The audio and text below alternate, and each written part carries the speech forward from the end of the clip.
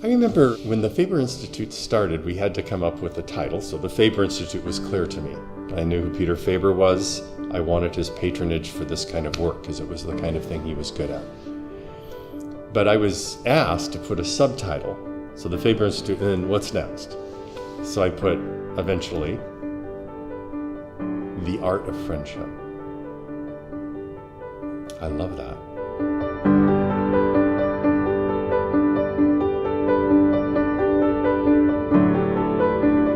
So, what is the Faber Institute? The Faber Institute is defined by three primary habits: spiritual direction, teaching, and retreats. A lot of times people come at times of transition or conflict in their life, so, breakups, illnesses, a lot of those similar type things like you might seek counseling for. And then a lot of times it's a time of discernment for someone where they recognize it's time for a change, or it's time for something, or something is kind of nagging at me, getting my attention, and I don't quite know what God is trying to tell me here. Another reason people come for spiritual direction is people get stuck. They really find that their understanding of their relationship with God, like it can be with the spouse after many years, it starts to feel rote. And even though good things are happening, their heart is no longer in it. I think the best way to describe spiritual direction is the way a friend of mine described it to me.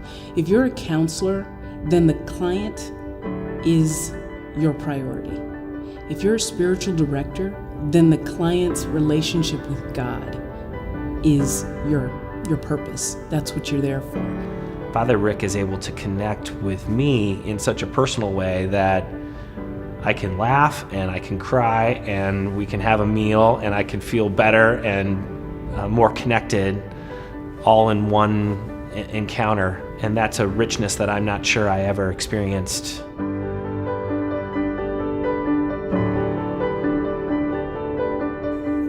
It's not the Holy Spirit speaks through the prophet like there's some sort of possession event going on.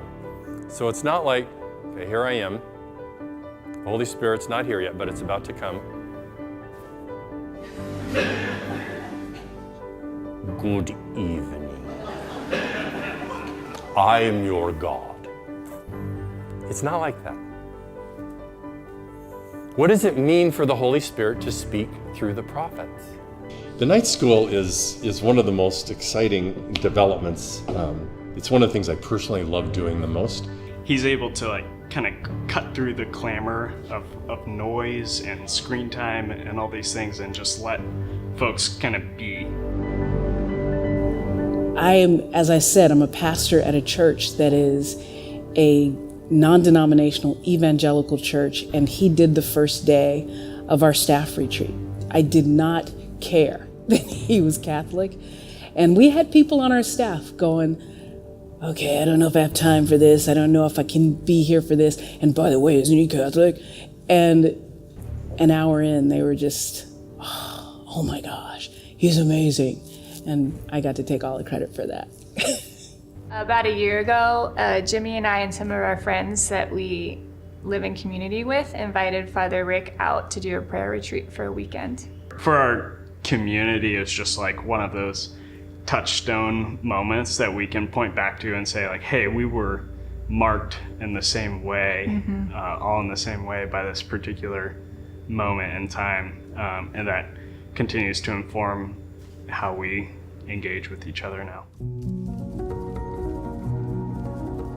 We live too thin, and it puts us in danger and able to be manipulated by so many things that are being demanded of us to react to.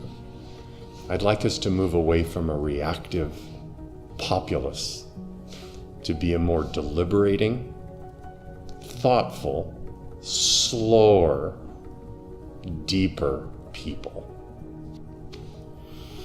We need that.